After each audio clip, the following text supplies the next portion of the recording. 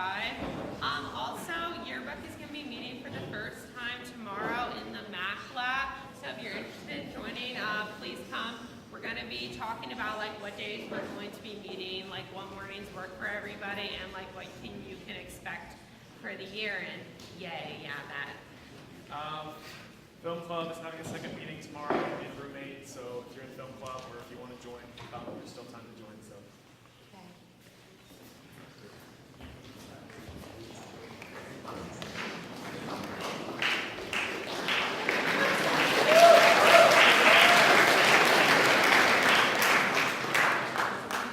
Good morning. Last week it was my pleasure to announce the National Merit semifinalists, and we have another round of National Merit recognees to acknowledge this morning. In this case, what's called the National Hispanic Recognition Program. Again, based to a certain extent on that PSAT score. In fact, there are only 5,300 of these nationally. So only a little over 5,000. York School has 5. So that's a good showing, of course. And by the way, the program defines you as being Latino or Hispanic if you are 1/4. That means, or more, which means you have a grandparent who's Hispanic or Latino. And unlike the semifinalist designation, there are 2 categories, and one of them is, of course, based on the test score, and one of them is based on how well you've done in school, your grade point average. So, one of the things we do here is we talk about not how smart you are, but how you are smart. And one way of being smart is doing well on tests, and another way of being smart is doing well in school on a consistent and persistent basis. So this recognition acknowledges both of those. So very proud to announce the 5. You hold your applause just a moment. We'll do it in alphabetical order. The 5 2013-14 National Hispanic students recognized at York School are Isabel Diaz-Infante, Jack Bass, Myra Melendez, Niels Franco, and Sam Griffin-Ortiz.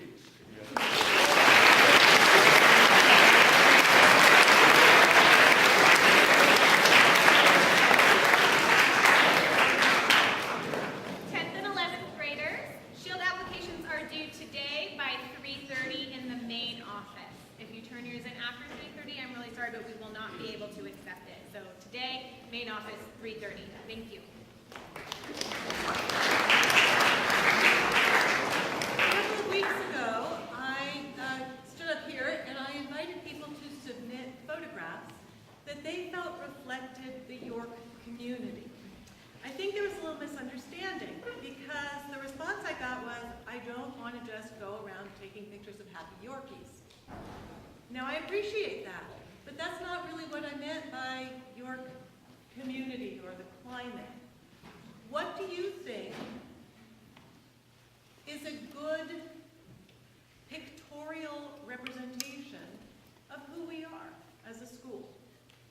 So the one submission I've gotten so far was really kind of marvelous because it's a picture and then an explanation of the context in which this photo was taken. And it was taken by a faculty member who was on library duty, and she had gone over and put a crown on a student. And it was a row of students, and in the background you can see the bright green outside the library, and it's really pretty. And the students are working together, and it's a few different grade levels. They're looking very seriously at whatever they're working on, their homework, their projects, whatever. And one of them is simply sitting with the crown on his head that the teacher had put there. He looked up, smiled at her, and went back to work.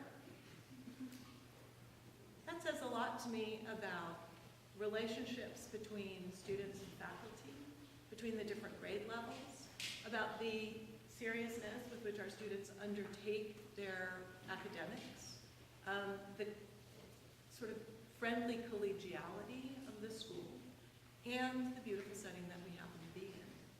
So I think all of that really speaks to our community and the climate of our school. So you don't have to go around taking shots of people happily with their arms around each other grinning.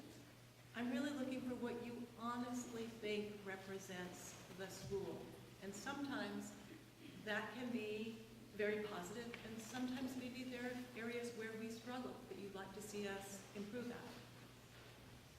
Okay? If you have any questions about that, so please submit, jsherry@york.org, send me a JPEG. I'm really interested in hearing it. If you have any questions, come talk to me. Thank you.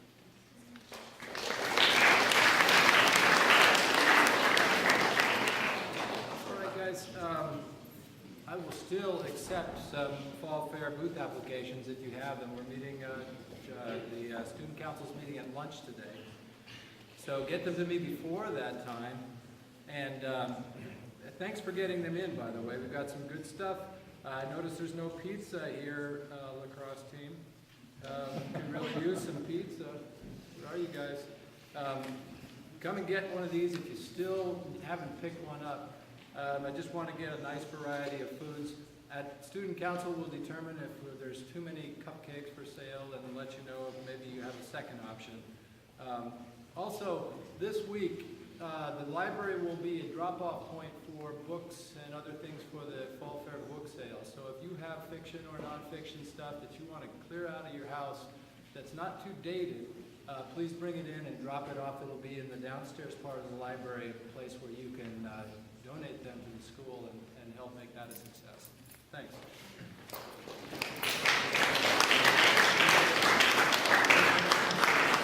I have a guest introduced today. This is Russell Brown. He's our piano technician. He's around campus a couple times a year, so if you see him, say hi. Thanks for tuning our pianos. Welcome.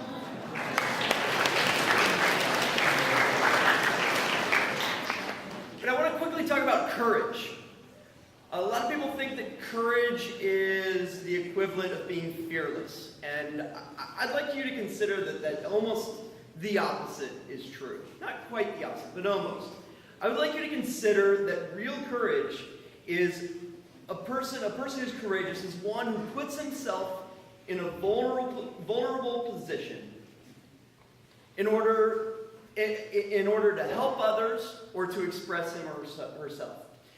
There's all kinds of examples of people in a city and someone is hurt and needs help, and a lot of people just stand back and let someone else do it. It's the courageous people who come up and put themselves in a vulnerable position to help others. That's what I love about this community, is that people are courageous here and they're willing to let themselves be vulnerable. One of the most vulnerable places you can be here at York School is right here, right? You're putting yourself up in front of the entire school. Now, how many of you have given a sophomore speech before? Yes. All right.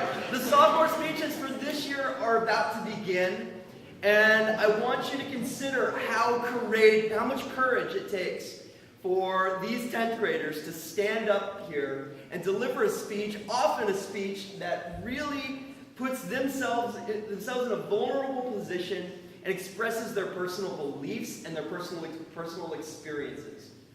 And when you are watching these courageous people do that, I want you to give them your attention like you have, and then also when they're done, I want to see wild applause to recognize their courage.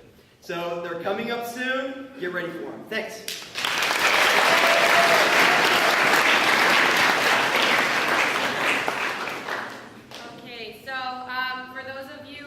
JSA, please come and talk to myself or Christina Cook if you would like to go to Fall State. It's about $120, so please come and talk to me by the end of the week. And then on top of that, the Authors and Ideas Festival is coming up. It's going to be held in Pebble Beach. For those of you who are volunteering, if you could please check out the website and look at the authors. There's a meeting tomorrow in room 8, and I'm going to bring a printed out list of all the authors so we can sign up for introductions. Thank you.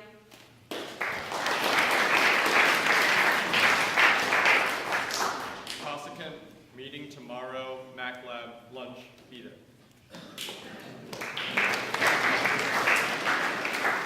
Tennis team, our jackets came in, so at lunch, please come to Mr. Fink's room to pick them up.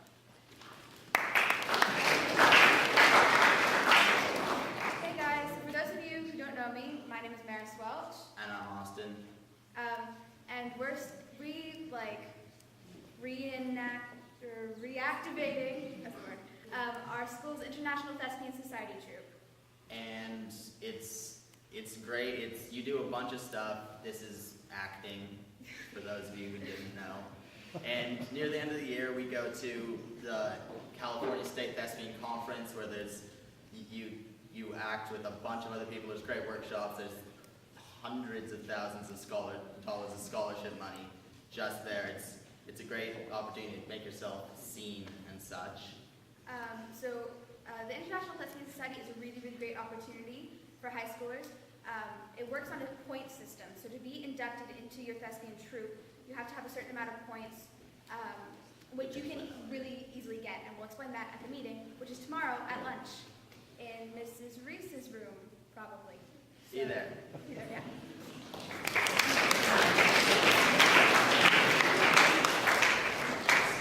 Okay, tomorrow lunch in probably Mr. Brookhouser's room, unless there's already something else there. There's already a festival. Okay, then. Just meet there, we'll find another. Okay, yeah. Just sort of show up there and we'll find somewhere else that isn't taken. Is a yearbook meeting, so if you want to do art, you want to take photos, you want to work on captions and look at silly photos with everybody. We're just going to be discussing what days we want to do it, so if you have like orchestra or something, come and we can figure out when you can show up. If you can't come or you think you're going to forget, there's also a sign-up sheet on the club board behind the office, so everyone either sign up or show up, or both. The